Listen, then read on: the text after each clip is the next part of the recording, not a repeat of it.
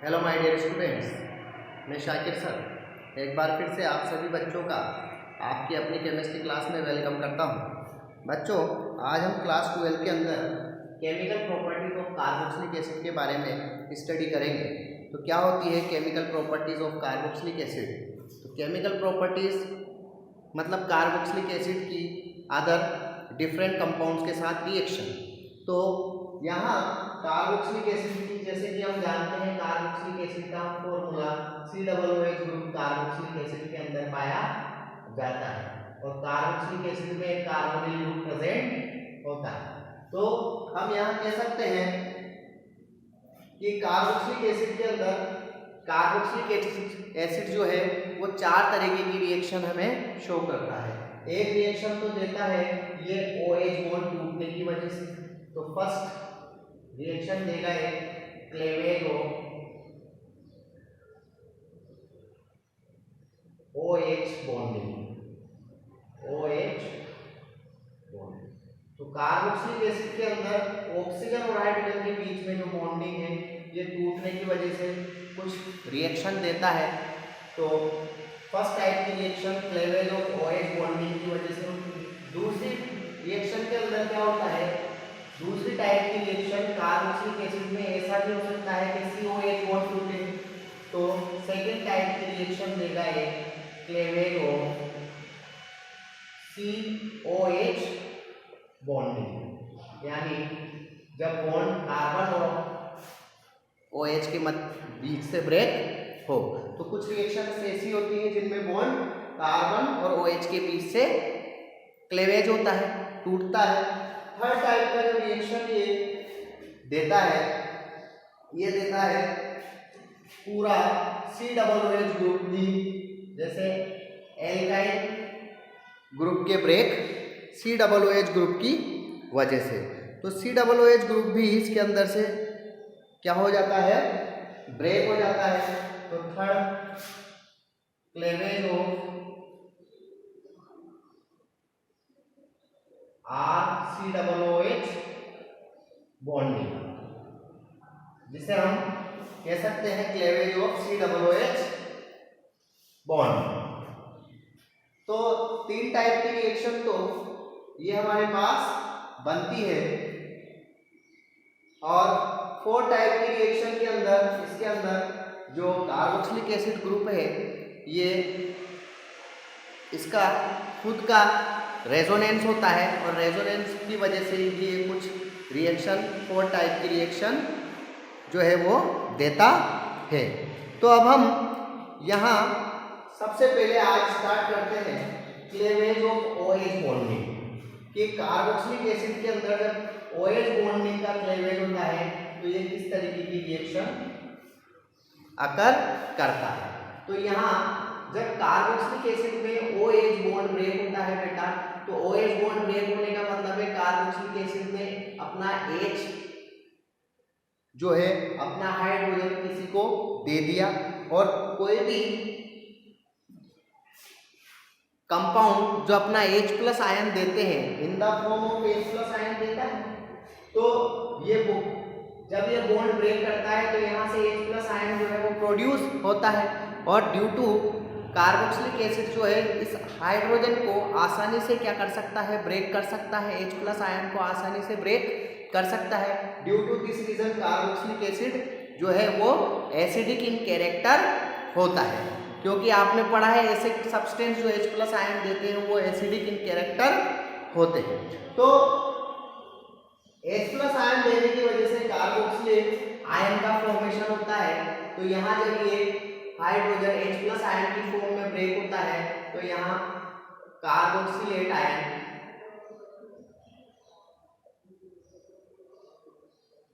का फॉर्मेशन हमें देखने को मिलता है।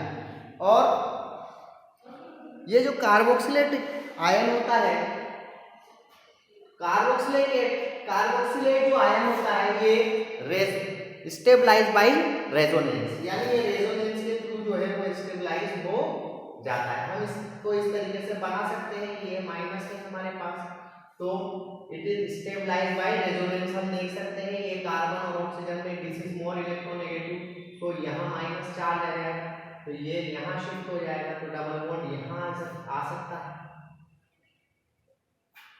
तो हमें पता है कि जो कार्बोक्सिलेट आयन होता है it is stabilized by resonance.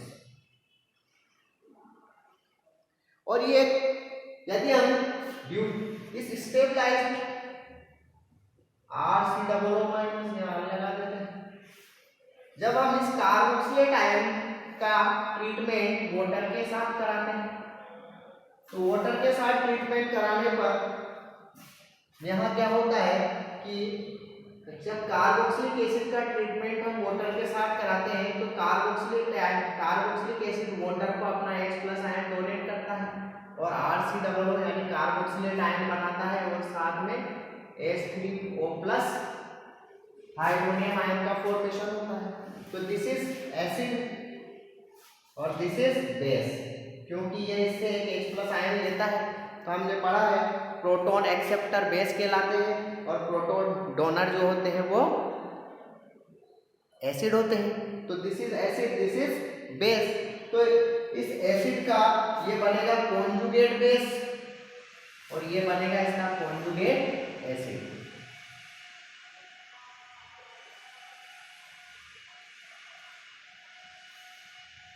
Conjugate base and conjugate acid. तो इसका मतलब हम ये भी कह सकते हैं कि जो कार्बोक्सिलेट आयन होता है दिस इज कॉन्जुगेट बेस। ये क्या होता है? एक कॉन्जुगेट बेस होता है। और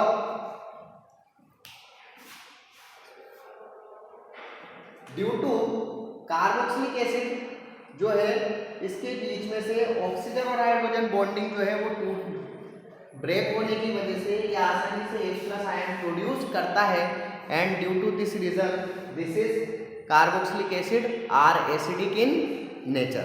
तो इनकी एसिडिटी का क्या ऑर्डर होता है इसके बारे में आज हम बात कर लेते हैं। तो सबसे पहले हम इसकी रिएक्शन पढ़ते हैं जो क्लेवेज ऑफ OH बॉन्डिंग की वजह से होती है, that are acidity of carboxylic acid. Now हम स्टार्ट करते हैं acidity of carboxylic acid.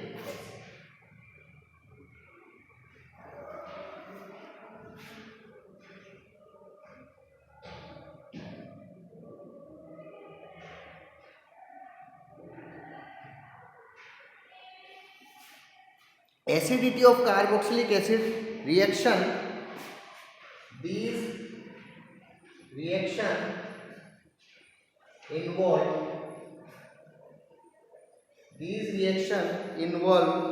by cleavage of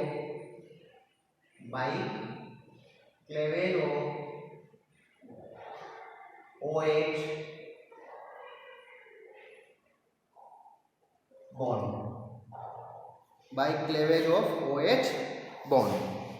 तो जनरली कार्बोक्सिलिक एसिड मेटल के साथ या किसी एसिड के साथ या वीक एसिड के साथ या स्ट्रॉन्ग बेस के साथ जो है वो एसिडिक कैरेक्टर शो करता है और हाइड्रोजन गैस को प्रोड्यूस करता है।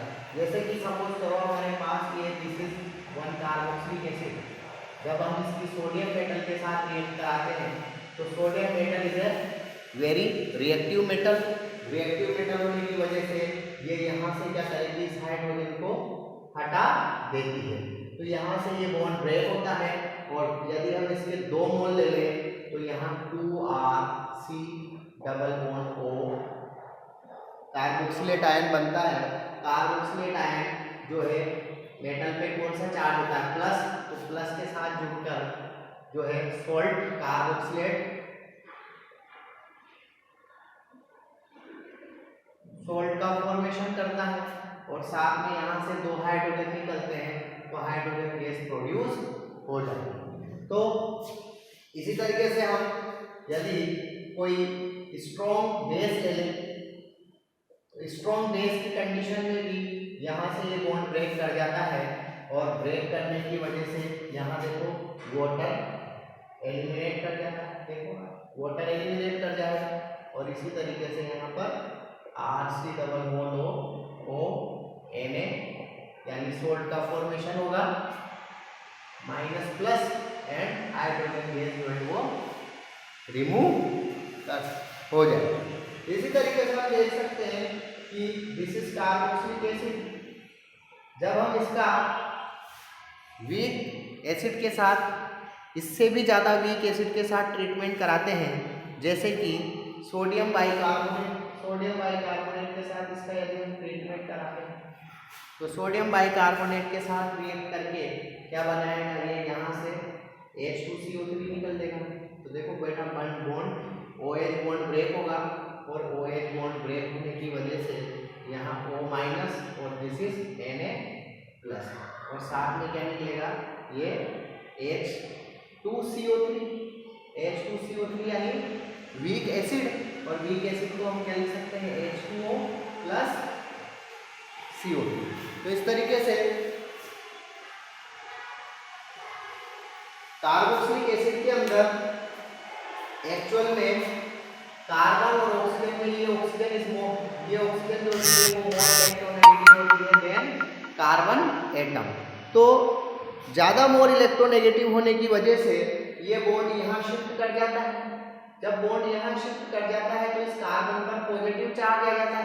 कार्बन पर पॉजिटिव चार्ज आता है तो ये हाइड्रोजन अपना बॉन्ड जो है इसको हम ऐसे समझ सकते हैं कि RC डबल बॉन्ड OH। ये bond why this bond is break, why this bond is break, क्यों ये बॉन्ड टूटता है। तो इसके रीजन को हम यहाँ समझ सकते हैं कि यहाँ कार्बन और ऑक्सीजन में ऑक्सीजन मोर इलेक्ट्रोनेगेटिव है, ड्यू टू यहाँ इस पर माइनस चार्ज आ जाता है, इस कार्बन पर प्लस चार्ज आ जाता है।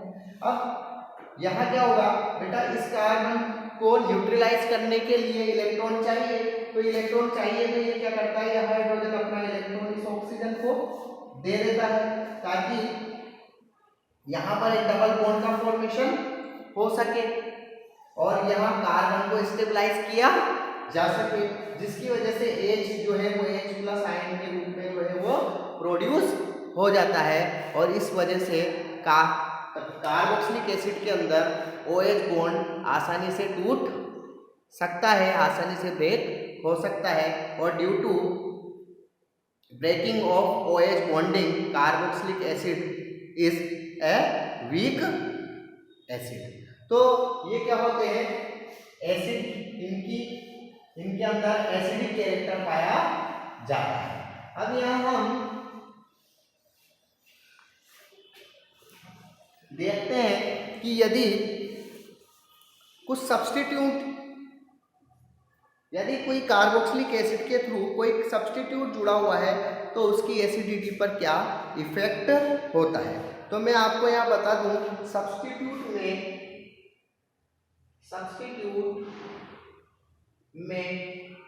Effect the acidic strength of carboxylic acid.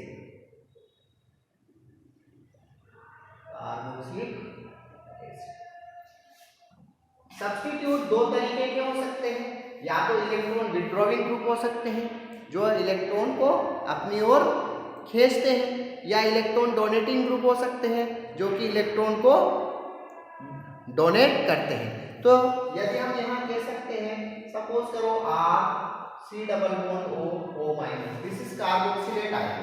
ये कार्बोक्सिलेट आयन की जगह हम R को हटाकर यहाँ पर सपोज करो कोई इलेक्ट्रॉन विड्रॉविंग ग्रुप लगा देते हैं, this is electron withdrawing group. तो ये क्या करेगा बेटा, R की जगह जब हम इस इलेक्ट्रॉन विड्रॉविंग ग्रुप को लगा देंगे तो ये अपनी ओर इलेक्ट्रॉन को क्या करेगा, अट्रैक्ट करेगा, और जब इलेक्ट्रॉन को अट्रैक्ट करेगा तो इलेक्ट्रॉन को अट्रैक्ट करने की वजह से यहाँ क्या होगा कि इलेक्ट्रॉन को अपनी ओर अट्रैक्ट करने की वजह से यहाँ इस कार्बन पर की न्यूट्रलिटी जो है वो मेंटेन होगी, यानी हम कह सकते हैं ये इसको स्टेबलाइज करेगा।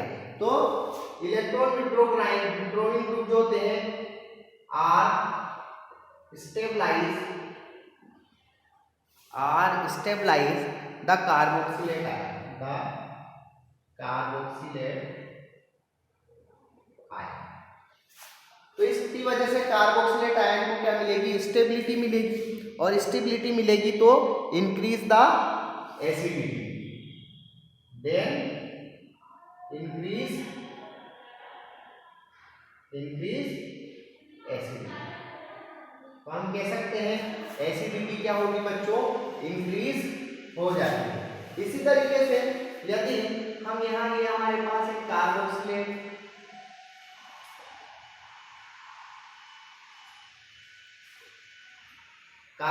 आयन और यहाँ R की जगह हम कोई इलेक्ट्रॉन डोनेटिंग ग्रुप लगा देते हैं। जब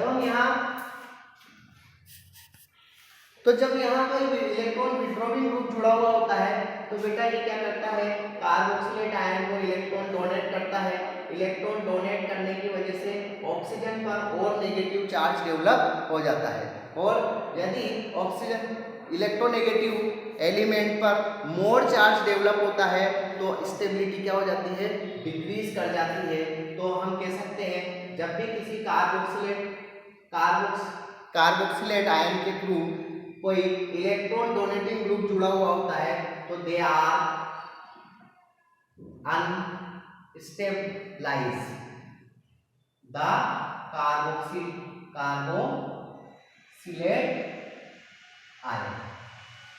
देन यहाँ ऑक्सीजन पर नेगेटिव चार्ज ज़्यादा डेवलप होगा, और किसी नेगेटिव हम कह सकते हैं कि यदि ऑक्सीजन पर ज़्यादा नेगेटिव चार्ज डेवलप होता है तो अनस्टेबिलिटी, मॉलिक्यूल के अंदर अनस्टेबिलिटी जो है वो डेवलप हो जाती है, और अनस्टेबिलिटी डेवलप होने की वजह से ये यहाँ पर वो ये हाइड्रोजन जिसके थ्रू यहाँ ये हाइड्रोजन जुड़ा हुआ है तो ये हाइड्रोजन को आसानी से नहीं छोड़ेगा, क्योंकि इस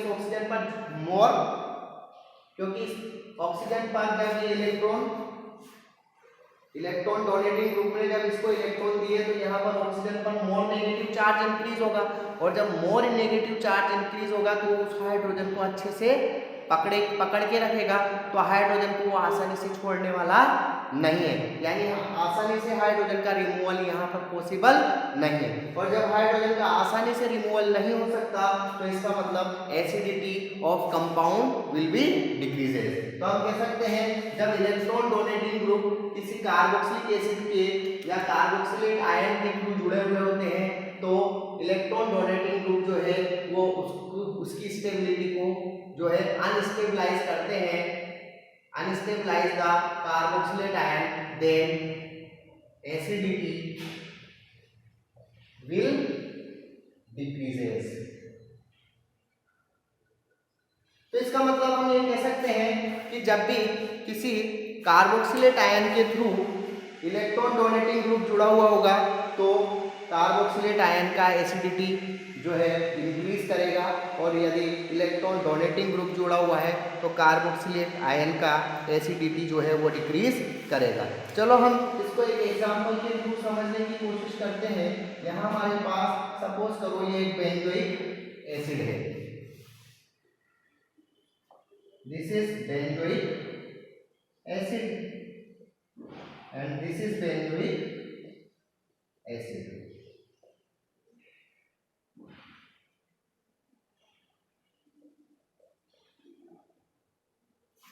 तो यहाँ हम कोई एक इलेक्ट्रॉन विड्रॉइंग ग्रुप जोड़ देते हैं और यहाँ किसी से हम इलेक्ट्रॉन डोनेटिंग ग्रुप जोड़ देते हैं। तो यहाँ हम OCH3 जोड़ देते हैं। OCH3 का कैसा नेचर होता है बेटा, इलेक्ट्रॉन डोनेटिंग ग्रुप होता है, और यहाँ इसको ऐसे छोड़ देते हैं। यहाँ हम जो है एक इलेक्ट्रॉन विड्रॉइंग ग्रुप जैसे कि NO2 को ऐड कर देते हैं। अब आपसे कहा जाता है what is the order of acidity in 4-methoxybenzoic acid, benzoic acid and 4-nitrobenzoic acid। तो इन चारों में हमें एसिडिटी का ऑर्डर देखना है। तो हम कह सकते हैं कि यहाँ ये ग्रुप कैसा है बेटा, electron donating group, this is electron donating group और this is electron withdrawing group.